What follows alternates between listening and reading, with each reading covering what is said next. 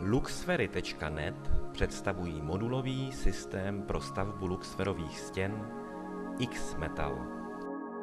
Systém X-Metal lze využít ve všech částech vašeho interiéru jako dělící příčku nebo třeba okýnko pro prosvětlení prostoru denním světlem. K objednání tohoto stavebního systému je potřeba zadat šířku a výšku stavebního otvoru nebo stěny, ve které bude použitý systém umístěný. Jedná se o modulový systém a proto jsme vázáni na rozměr tvárnice 1 cm spáry a na 2 přibližně 5 cm okraje. Systém dodáváme komplet zabalen v kartonových krabicích, kde je vše, co je potřeba k postavení modulu luxferové stěny. Pro samotnou montáž budete potřebovat jen vrtačku, vruty a moždinky, případně lepidlo, k přichycení modulu k pevné části místnosti.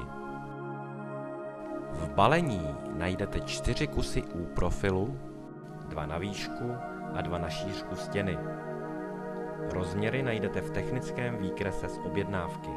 Dále zde najdete i profily v délce šířky požadované příčky s provrtanými dírkami a plastové zarážky, které přišroubujete přibalenými vruty k obou bokům i-profilů.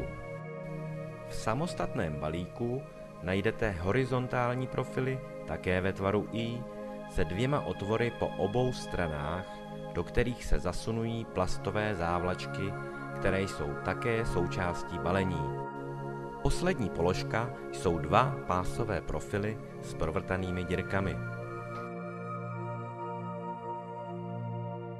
Jako první věc při montáži stěny přichytíme oba vertikální U-profily ke stěnám stavebního otvoru.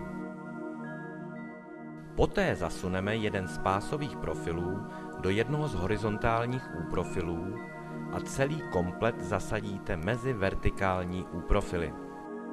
Poté zasunete plastové závlačky do předvrtaných dírek pásového profilu asi do poloviny jejich délky.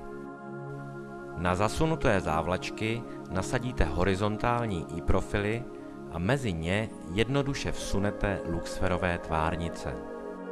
Další řadu založíte jedním z horizontálních i-profilů, který natočený vsunete do vertikálních U-profilů, po otočením upevníte plastové závlačky do drážek U-profilů a profil zasunete na doraz k poslední řadě. Dál už pokračujete stejným postupem, to znamená, do předvrtaných dírek vsunete závlačky, na ně nasadíte vertikální i-profily,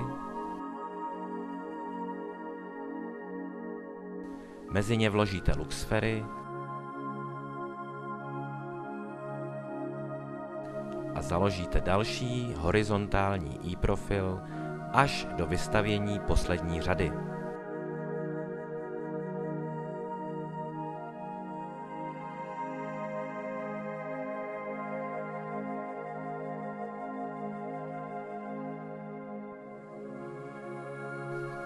Plastové kolíkové závlačky zde zasuneme rovnou do horizontálních i-profilů. Poté do zbývajícího U-profilu zasunete poslední z pásových profilů a celý komplet nasadíte na vrchol stěny tak, aby se kolíkové závlačky nasunuly do dírek v pásovém profilu. Stěna je hotová. Velmi jednoduše, bez použití speciálního nářadí a nutných zkušeností.